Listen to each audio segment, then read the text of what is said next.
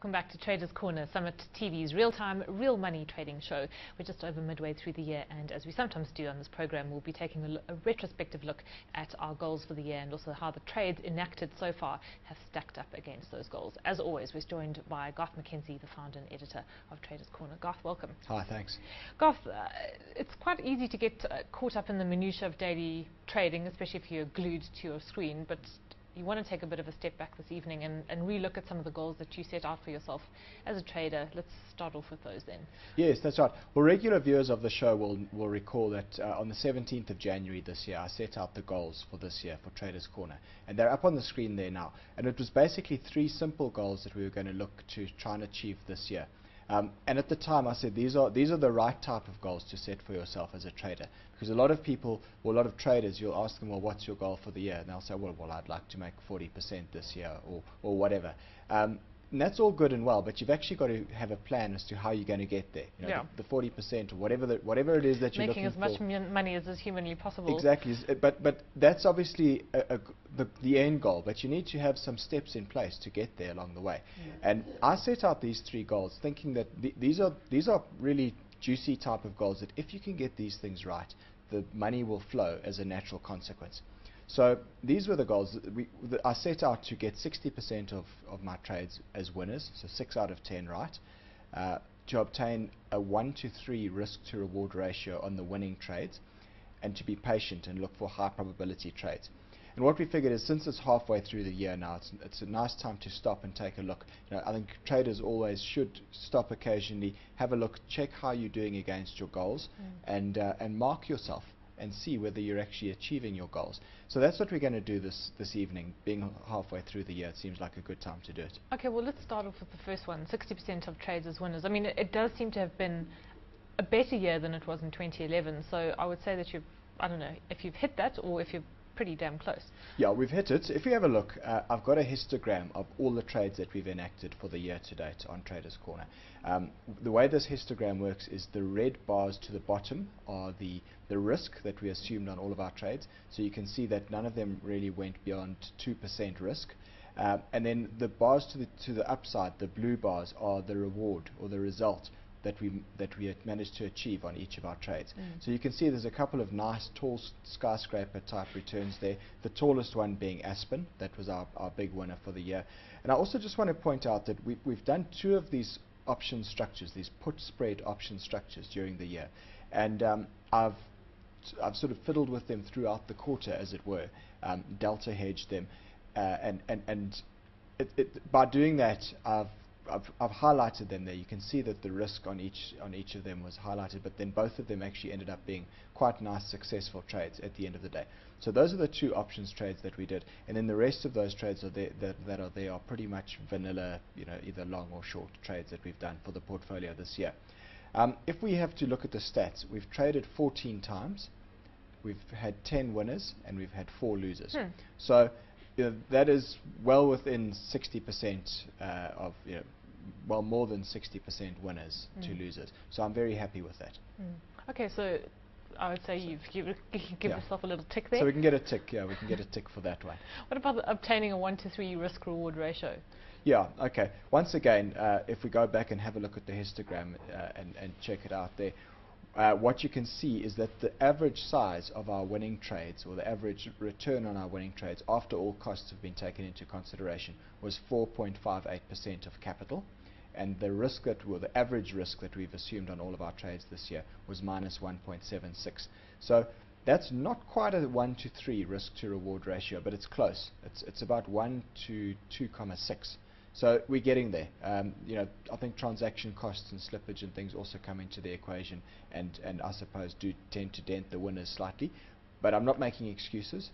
1 to 3 is what we set out to achieve. I think we've got close enough, but obviously we'd like to keep trying to strive to do better in that space. I mean, are there any steps that you can put into place for yourself to achieve that? Is there anything I mean, because there is an element of luck, you know, and we talk about the trades every week and go through their probability factors, but they don't always work out. You know, they're never dead certs. I mean, if they were, we'd be sailing on our yachts in the Mediterranean by now. But so, are there any steps that you can actually put into effect? Well, I think a lot of the steps that we've enacted this year are certainly heading in the right direction, trying to be patient, trying to wait for the right sort of setups to give us high probability trades. As you said, nothing is a dead certainty in this game. It's all a game of probabilities, and that's why we always overlay a risk management strategy with all the trades that we do here, because I can never say with any degree of certainty whether a trade will work or won't work. I can certainly say that the probability might be better than even that the trade will work out, but you know, things can happen and trades can go wrong, and that's why we have stop losses in place, and that's why we define our risk very carefully with each and every trade that we embark upon. Garth, you mentioned slippage and costs. I mean, in what sense, what does slippage mean in the context of this program? Slippage is where, for example, you've got a stop loss at a particular level and you want to get out at that level, but because of market dynamics you might find that you end up getting out at a slightly worse price than what your stop loss was. And similarly, when you want to enter a trade, you might have a particular level in mind that you want to enter the trade, but you might find that you can't get that exact price, you need to pay a little bit more.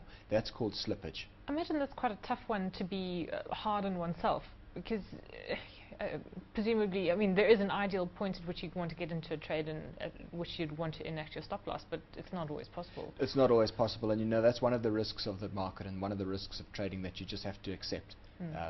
Slippage and commissions and things are part of the nature of the game. You've got to just take it in your stride and obviously try and not let it affect your trading negatively too much.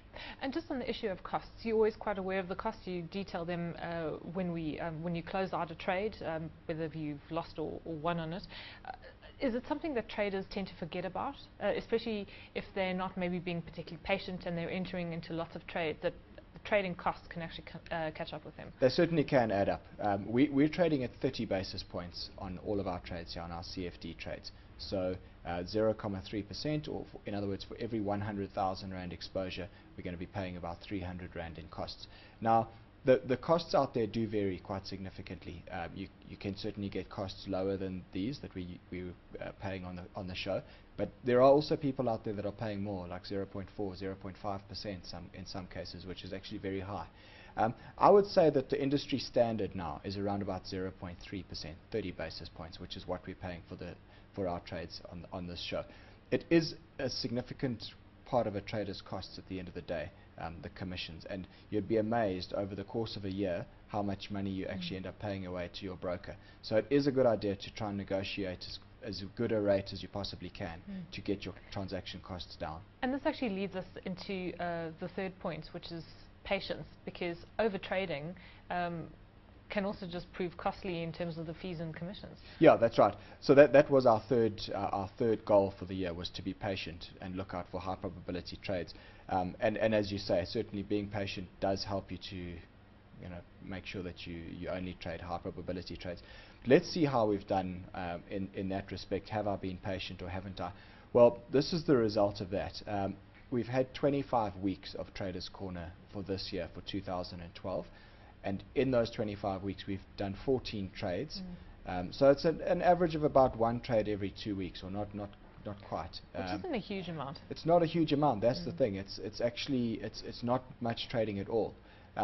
One of the things I found very difficult in my own trading, coming originally from a broking environment to being a professional trader, was that as a broker, your objective is to try and push volume, and you want your clients to trade regularly and as big as possible and as often as possible. But as a trader, as a professional trader, you actually want to trade less often and make sure that you're only identifying high probability trades and then enacting them. And it requires a lot of patience, and it's something that did take me a while to adjust to once I made the move. But I have to say, that's a different objective you have working for a broking house, because you're pushing for fees and commissions, presumably. So yes, more volume, the better. Yes, but remember, now we're on Traders Corner, we're here to promote proper trading principles. That's our mission statement.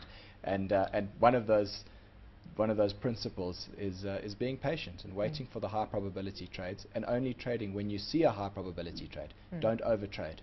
So would you say that you've done pretty well, actually? Would you give yourself a green tick there? I'd give myself a green tick for patience, definitely, this You've year. been very generous with yourself this evening, Garth. Well, you know, I think it is generous, but the results speak for themselves. We've had a good year so far. I mean, it is only halfway through the year, but you know, hopefully, if we continue to try and strive to achieve these 3 goals, then hopefully the money should continue to flow as a result of that. Garth, what about gearing levels? Because we used single stock futures, and now we use CFDs on the show, and there's always the impression, I think, out there is that there is a fairly high amount of gearing associated with these particular type of equity products. Yeah, that's right. That's why I wanted to bring this next chart in, because it's actually very interesting to look at this now retrospectively. Gearing, just to explain what it is, a CFD product or a single stock future product allows you to take an exposure sometimes up to 10 times greater than what the money you have in your account would ordinarily allow you to. That's called gearing. The question is always, how much gearing should you take? And obviously, when you gear yourself on the upside, you're also gearing yourself on the downside. So the losses become magnified, and so do the profits become magnified. And I find that sometimes these products are not very well advertised, in the sense that the gearing tends to get pushed a bit too hard, the ability to gear your money up. And that's why I thought it's very interesting to look at this chart that I've put up here now, in terms of how much gearing we've taken on the show for this year. And what you can see there is the level of gearing that we've had at any given time throughout the year. Now, the red line on that chart is the level of 1. So if we're 1 times geared, it means that whatever cash we've got in our account, we've taken an exposure equal to that amount in the. So remember, we started the year with 250,000 rand, and obviously we can then take exposure to greater than that or to less than that. So where the chart is above the red line, that shows that we've actually taken some leverage. The maximum leverage that I've taken at any given time was 3 times leverage on this portfolio. And what I just want to show you there, those dotted lines are the futures closeouts, the March futures closeout and the June futures closeout.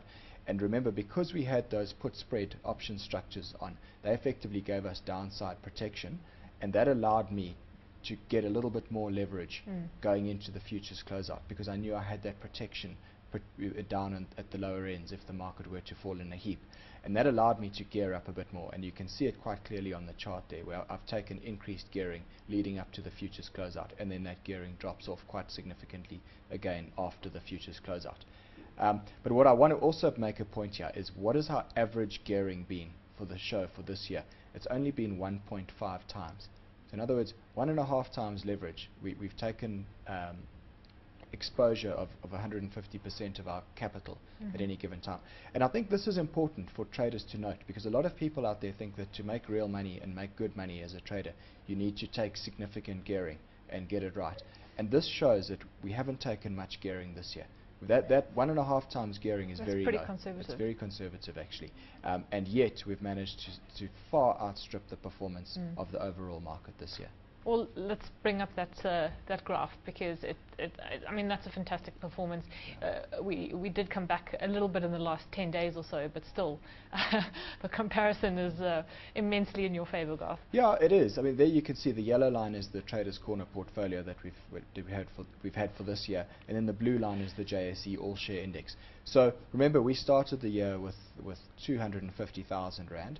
We've grown that to about 344,000 rand in the last 7 months or so, which is up 39%, and the JSE All Share Index is pretty much flat for that period. So it's a tremendous performance. I'm very happy with it. Although not to detract in any way from this performance, but the All Share is also, it's a bit of a, it's a tricky one, because within the All Share you've had the resources sector, which has been an absolute dog, and you've had industrials and financials, which have had a pretty good performance. I mean, if you had to stack yourself up against the financial index or the industrial index, would you still be pleased with your performance? I would. We've still beaten those indices as well, but the point that you make is very valid. We've beaten the All Share Index, but certainly the financials and industrial indices have both been very strong. The point I want to make here is that we've actually positioned our trades in the right sectors this year, and it's really been a year about getting the sectors right. And if you think about our big winners, we've had Aspen, we've had Naspers, we've had Brait, we've had Remgro, and a couple of others, but all those stocks are in the financial and industrial sectors of the market. So if you've positioned yourself in the right sectors this year, you've done very, very well. On the other hand, if you've been stuck in the resources sector, you've had a horrible time. which I sense a lot of people have been, because certainly that's where all the bets were headed towards at the end of last year. Yep. Garth, just to end off with, so fantastic performance to date. A little bit of detail on your next course. Yeah, the next course will be held on the 18th of August in Johannesburg. So anybody that's interested in attending that course is welcome to get in touch with me. Either email me on garth@traderscorner.co.za, or you can get hold of me on Twitter or on Facebook. So one way or the other, get in touch with me if you're interested in attending this next course. Great. Garth, we have to leave it there. Thanks so much, as always, for joining us. Thanks. That is Garth McKenzie, the founder and editor of Traders Corner.